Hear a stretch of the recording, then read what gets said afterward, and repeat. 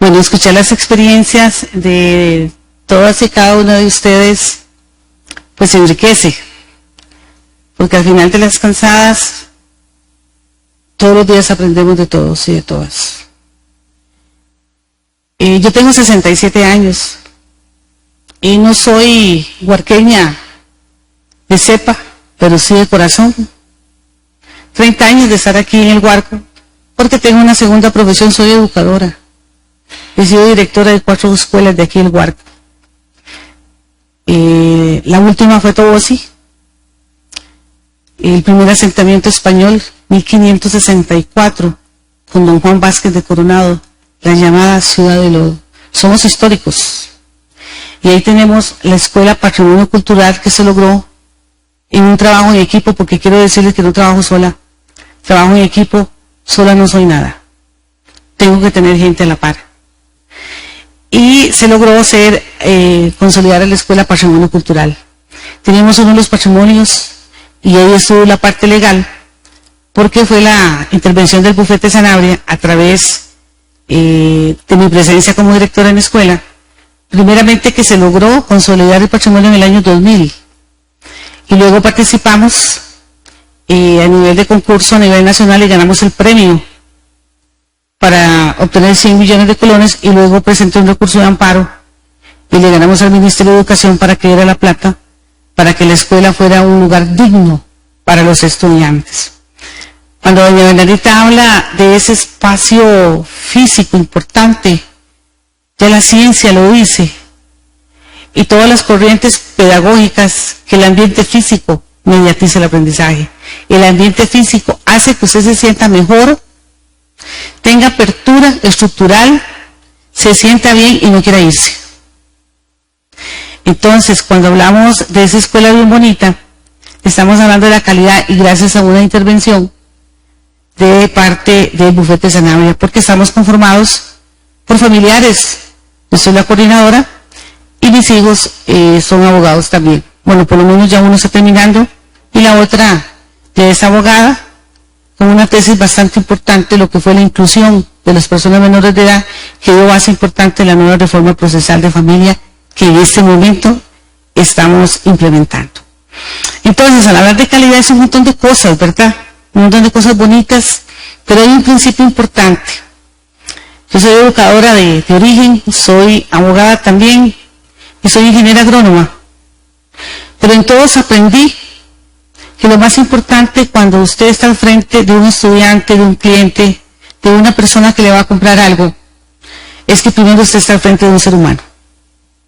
La parte psicoemocional es importantísima considerarlo en la persona. La forma como usted le habla, lo que usted le dice, cómo se lo dice, dónde se lo dice, es fundamental. Entonces, en el bufete, cuando el cliente llega, sabemos que tenemos una competencia profesional, tenemos que conocer las leyes y todos los códigos que hay en Costa Rica, que Dios quiera que no hagan más, por favor, porque de repente me aprendí uno y ya mañana lo quitaron y ya viene otro, santísimo. ¡Qué horror! Me disculpe el comentario, pero... Entonces, el conocimiento legal es importante, pero no necesitamos más leyes, señores de la Asamblea Legislativa, y los que nos oyen. Necesitamos mejores administradores, gente más justa, transparente, con ética, con valores. Que realmente ese juramento que uno hace de considerar la justicia con la definición de darle a cada quien lo que se merece se aplique. Pero en Costa Rica parece que eso no se hace. Bueno, entonces tenemos esa competencia sólida de leyes y de códigos y de regulaciones importantes que hay que tener, o sea, hay que estudiar. Una capacitación continua. No podemos pensar que sacamos el título hace 25 años y ahí está durmiendo el sueño de los justos. No, hay que actualizarse. Vivimos una galopante, aparte de destrucción del planeta, pero una galopante evolución de las civilizaciones. Y ahora se pide más. Yo recuerdo que con 50 años, 50 y pico, yo no sabía usar un mouse, una computadora. Ahora los chiquillos ya me metieron en el TikTok y haga algo ahí y dice, mamá. Y digo yo, ¿y qué es eso? ¿Cómo es eso? Me dice que el Instagram, me dice con costo Facebook, veo algo ahí. ¿Por qué? Porque chip, en ese momento yo no nací con el chip. Sin embargo, la oportunidad de aprender está. Entonces es importante prepararse, pero que sea esa preparación praxis, porque hay gente que sabe mucho y no aplica nada. ¿Cuántas maestrías tiene usted? 10, pero ¿cuánto aplica? No hay ninguna. Mejor no saque maestrías, aplíquelo. Entonces es de la teoría a la práctica. Atención personalizada cuando el cliente llega. Es que yo tengo tal vez un plus importante como abogada, porque a veces la gente se asusta cuando dice que viene un abogado. Yo no sé por qué se asustan. Es una persona normal. Lo que pasa es que socialmente se ha manejado la idea de clase, de que el abogado, que el médico, tal vez porque tutelan aspectos importantes de la Constitución política, que son derechos universales, como es la libertad, como es la salud. Pero en realidad somos profesionales normales. Pero es importante que esa atención personalizada que se le da al cliente cuando llega, de preguntarle, de ser empáticos. Yo siento que nosotros como empresarias tenemos que manejar mucho las habilidades blandas. No solamente las duras, de saber cuánto es 2 más 2 o cuánto vale eso, sino las blandas, la inteligencia emocional, la empatía, el trabajo en equipo, el liderazgo. Cuando doña Bernardita dice que se reúne con su personal y les da las directrices, qué bonito. Porque muchas veces algunos jefes dan las directrices con un grito ahí, que todo el mundo oyó y nadie aprendió. Lo que fue poner un problema al trabajador, y esa no es la idea. Porque al final nosotros tenemos que hacer una sinergia entre todos y crecer entre todos. Ética y responsabilidad. Bueno, y esa comunicación que sea clara. A veces el abogado habla dificilísimo para que nadie le entienda y para que digan que sabe. Entonces, el artículo tal, y uno va a litigar y usted ven que ese abogado a veces ni lo representa, ni lo defiende como debe defenderlo. Entonces, yo siento que ahí hay que predicar con el ejemplo. Decía mi papá que las palabras convencen, pero el testimonio arrastra. No lo diga, hágalo. Que ese cliente se siente satisfecho. Se perdió el juicio, pero usted peleó ese juicio. Usted, obviamente con el principio de justicia y llegando a la verdad real de los hechos, pero usted dio la milla extra. Hay que dar la milla extra. Ética y responsabilidad. Nosotros tenemos que ser personas íntegras. Parece ser que ya nos dice la sociedad y el mundo, parece ser que ni la plata ni la fama dan la felicidad. No la dan. Ya lo vimos en la última persona que se hizo tirar allá de un tercer piso con toda la fama que tiene y toda la plata. Parece ser que eso no son las situaciones que logran esa felicidad. Y al final del mundo, y al final de las cansadas, nosotros venimos a ser seres felices aquí, estar contentos, tener energía. Yo siempre les digo, yo le digo a Silvita también, yo trabajo aquí por la municipalidad, pero soy voluntaria. Y digo yo, es importante saludar. A veces uno llega a un lugar y aunque le digan que no, por si te saludaron bien, empáticamente, o sea, aunque le digan que no, usted se va contenta. Y ese siempre yo he trabajado a nivel legal con la función pública. Aparte que la función pública es lenta, a veces no tiene esas relaciones interpersonales y esas situaciones que uno se sienta. Vale, va eso, uno sí que se sienta, que no hay cita, perfecto.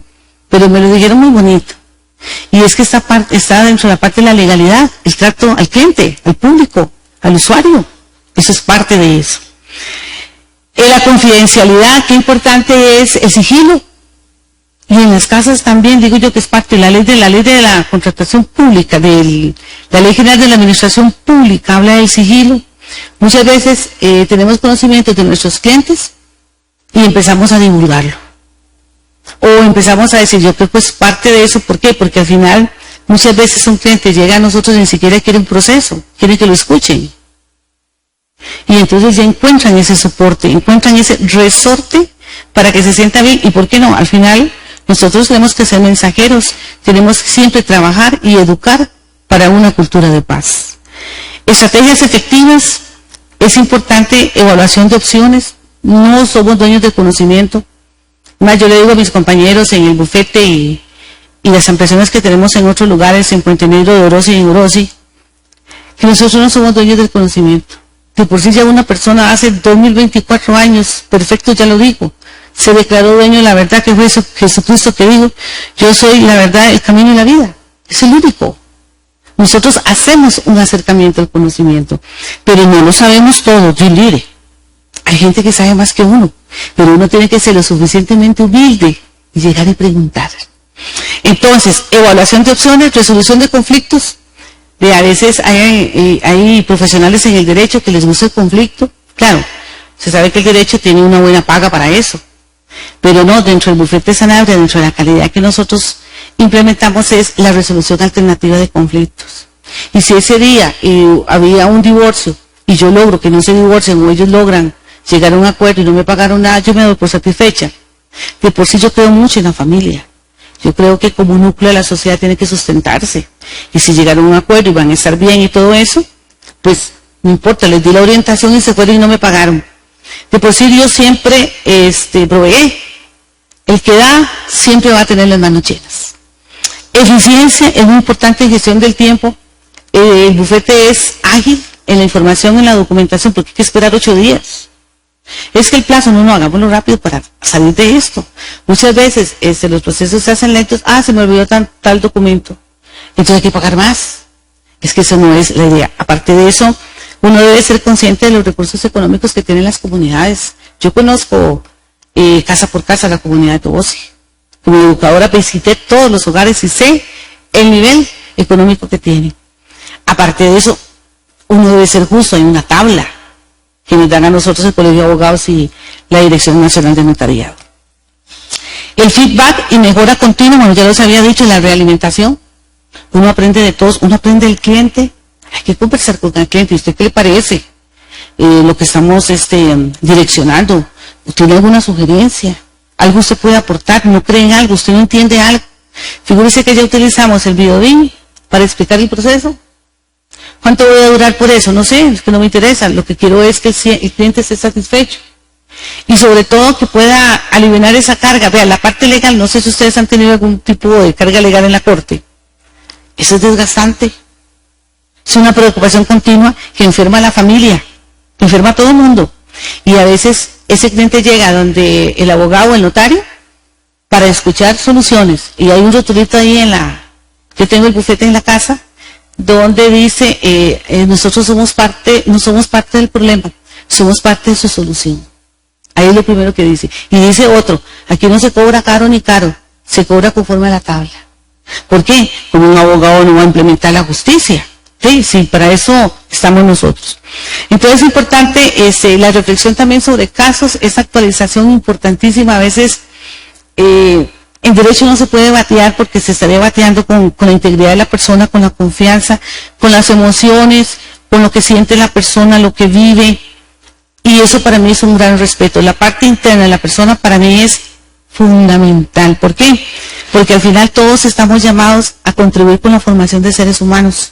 Todos estamos llamados a eso. Y si yo logro algo, favorecer por medio de mi acción como educadora, en este caso como abogada o notaria, logro favorecer algo en la persona, aunque no haya pago, no tengo ningún problema, porque al final la calidad no se mide con lo que usted haga al día en plata, aunque es importante, es un vehículo importante, porque hablamos de una inversión, hablamos de un gasto, pero se puede recuperar por otros medios.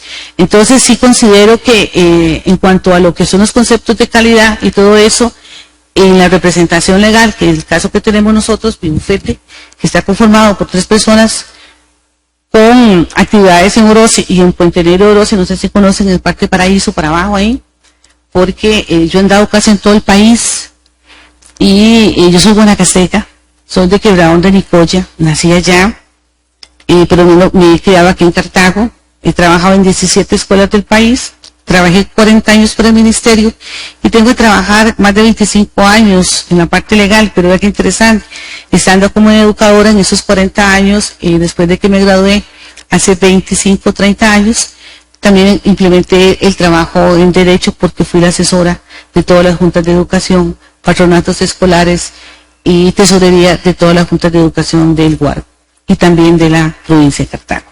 Entonces, en resumen, yo considero que la calidad de representación legal, ese término de calidad implica un enfoque holístico que abarca competencia, ética, comunicación y resultados. Dentro de procesos concatenados, donde la persona no se le ve primero como cliente, sino se le ve primero como un ser humano. Y el abogado como tal, y yo como notaria, debe esforzarse constantemente por mejorar en estas áreas para brindar un servicio excepcional a los clientes y que ese servicio sea de calidad y que al final nosotros veamos un resultado. Porque a veces la gente piensa, sí, perdí el juicio, pero eso es un resultado, pero puede haber otro aleatorio, en el sentido que la persona se sienta bien porque se defendió, porque ejerció sus derechos, ejerció sus principios y sobre todo hizo el esfuerzo, porque nosotros tenemos que salir de esa zona de confort y llegar a una zona de caos, digo yo, porque es importante, de miedo, que eso es lo que nos hace ser diferentes, ser innovadores y ser triunfadores.